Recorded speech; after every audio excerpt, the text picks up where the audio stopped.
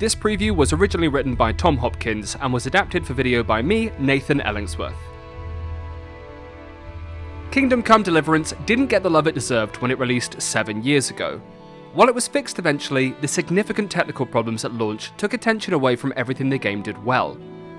With lessons learned, Warhorse Studios have returned with a sequel that tells the next chapter of Henry's story and aims to expand on the incredible immersion the series introduced.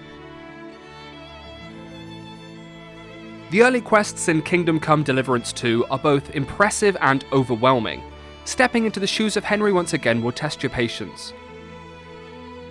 Being a pretty hardcore simulator, there are a lot of systems to learn as you get to grips with how everything works. Many of the mechanics remain unchanged from the first game, they simply work more reliably this time.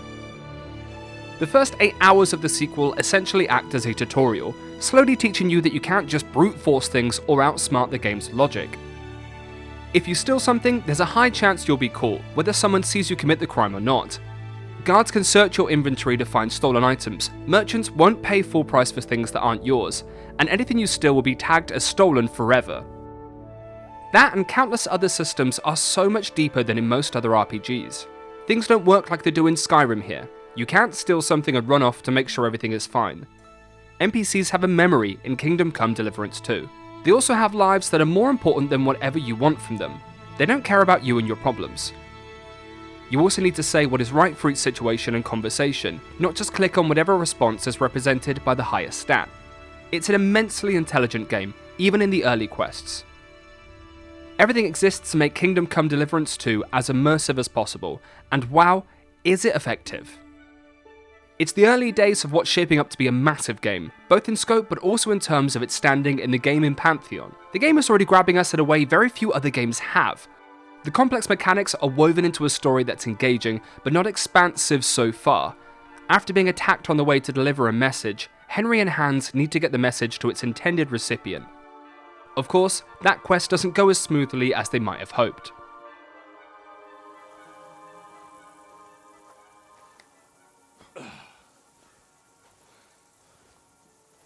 So now what?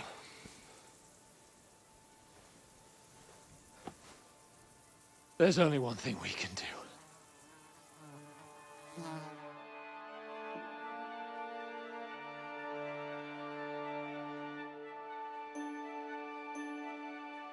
We're sure the story will become more expansive and consequential in time, but the writing maintains its outstanding quality from the first game that quests of any nature are fun.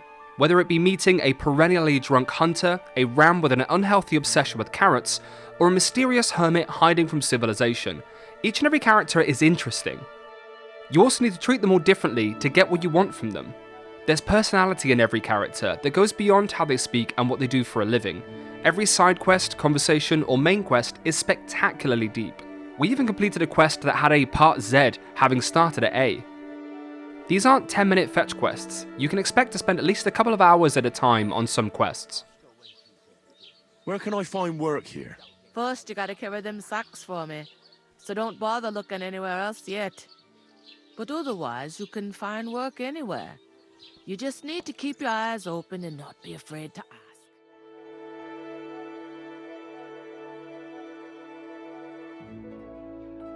Kingdom Come Deliverance 2's first open world area is also staggeringly pretty. The medieval villages and lush forests are incredibly detailed and a joy to explore. If you thought Kingdom Come Deliverance had some of the best forests in gaming, you'll be ecstatic that they have returned, just with added polish.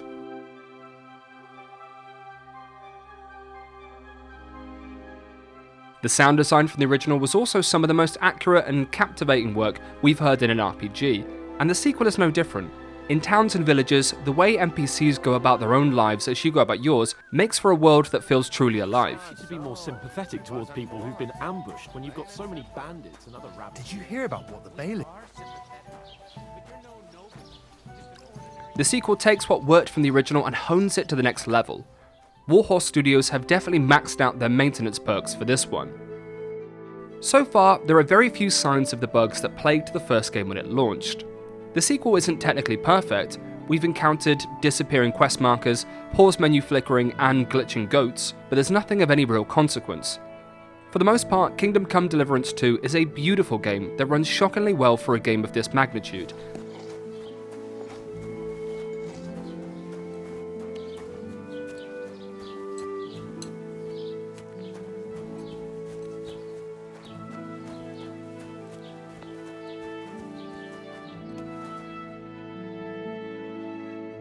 We keep thinking about the interplay of systems and mechanics that underlie everything. You'll have seen many of them before, such as dialogue being impacted by stats such as charisma, but we're not sure any other game has the same depth and variety.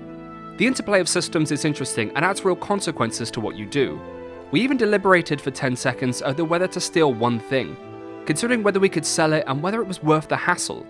Have we slept enough? Do we need to eat the food we're carrying soon before it goes bad? Will this aggressive NPC act differently if we approach them slowly?